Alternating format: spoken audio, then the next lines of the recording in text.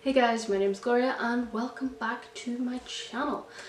Today is Monday and I was supposed to be doing a different video for today, but this anthology just came out and I just finished it, and it's the best time to do a review because I actually remember what's going on, and I wanted to give it a boost if I can so that people who I think will enjoy it can buy it and support a great cause. So the book I want to talk about today is called Local Haunts. It's a short story anthology of spooks and creeps and horror stories. The theme is that the writers had to write about their locality, so something from their country or their state or their town, and possibly an urban legend or a myth around there, or even just naming a place and coming up with their own creepy story to go with it. And this was put together by R. Sinclair, which is Regina from Regina's Haunted Library, and all of the people who submitted stories for this were booktubers, funnily enough. So you can go and you can follow all of these writers on booktube, which is cool, and you can see what else they get up to when they're not writing cool stories for anthologies. Not only this, the proceeds for Local Haunts goes to a charity for literacy, and anything that helps with literacy for obviously booktubers and people who love to read so much. You want other people to be able to enjoy the joys of reading as well. So I think it's a great charity, and I think it was a great idea to come up with, and I hope it does really well for everyone involved. So some of the writers you may have heard of. I'd heard of some of them as well. So there's Cameron Chaney, who has quite a few subscribers, I believe. There's also Lydia Peaver, who has her own booktube channel called Typical Books, which I'm a great big fan of. There's also Marie McWilliams, who is super big on Instagram, and she recently, just this year, started a booktube channel that is doing quite well, and she's from the island of Ireland herself, so she's just across the border from me. And Regina submitted a story of her own, which is particularly interesting because it is a fictional story based on an actual crime that happened near her when she was a child, so that is pulling in some true crime as well. There are 19 stories in total, and what I find most interesting about these is that there's such a variety of tones and such a variety of formats for the stories. Some of them have quite a modern feel, some of them have quite an older historical tone to them.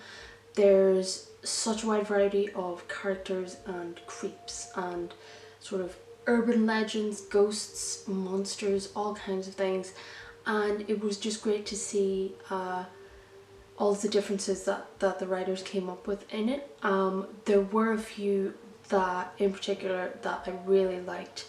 Crowthorn, I think that's how you pronounce it, Crowthorn by Andrew Lyle, was particularly creepy for me. I don't want to give any spoilers or anything, but it tells the story of a woman coming back to the town that she grew up in, and remembering a friend that she had there, and remembering a time when she was questioned by police. I don't want to say any more than that, but it was superbly written. It was really well seated. It's got such a creepy, just crawling towards you kind of darkness in it, and the ending I thought was really good as well. So that one was definitely one of my favourites. Again, Mount Gilead was the story by R. Sinclair, Regina. That one, again, very well written, very authentic, I think, because some of it at least came from her memory, and to then realise that it's based on an actual true crime that happened was very interesting. So I really liked that one. Drive Like Hell by Ken Poirier. I really like that one. That one is very much a sort of an urban legend, kind of the telling of an urban legend happening in real time, and the ending just was hilarious. I thought the ending was very good and it had me literally laughing out loud. So I really enjoyed that one.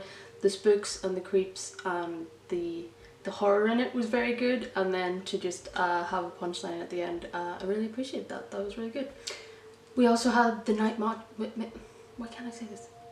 Watchman by Marie McWilliams, which is about a brand new security guard who takes up a position at the Titanic Museum in Belfast, something I still haven't gotten around to going to, but it's incredibly popular, even across Europe, and it tells the story of the security guard who starts on his first night and odd things starts happening. But it also sort of touches on how strange it is to have these sort of monuments to so much death and so much tragedy and stuff, and there were a few poignant notes in that as well, so I did enjoy that.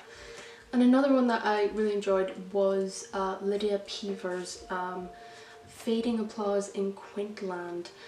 I don't want to give too much away about this, but it involves two women going to a certain area of historical importance, and the ghosts aren't all gone. But I really liked it. It was really creepy. It was really tragic in the history as well of the people that were involved in this, but it was very well written. There are lots more stories in this.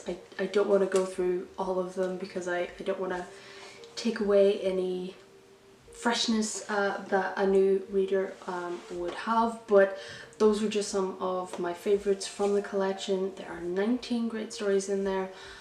They're all very different. They're all very new, and I really liked that they all had this interconnected by a specific location, that they all had a very specific setting for them, and the setting is very significant to each story.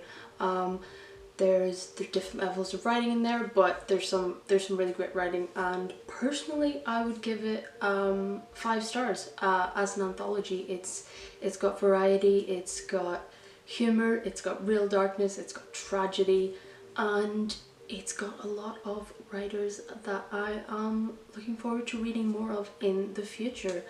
I think I'm already subscribed to all of the booktubers in there, the horror tubers, but if you're looking for anyone else to subscribe to, you should definitely check out this book, and you should subscribe to their channels, and you should pick up a copy of Local Haunts as well. You will definitely get a great Halloween festive feeling out of it. You'll get some great stories out of it, and your contribution will go to a great literary charity as well, literacy charity.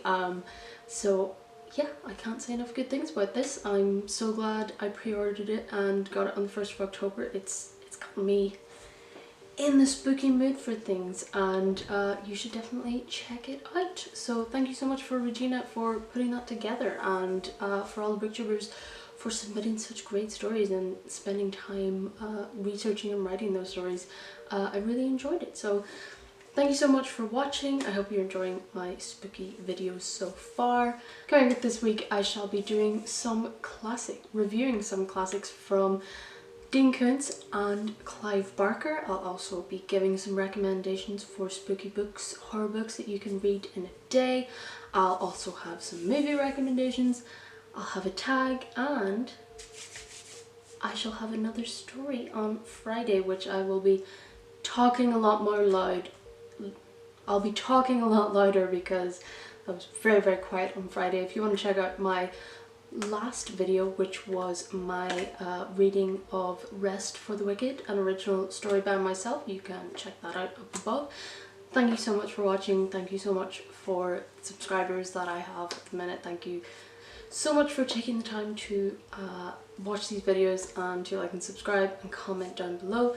Let me know if you've already bought Local Haunts. If you've read it, let me know what your favorite story was, and I shall see you in tomorrow's video.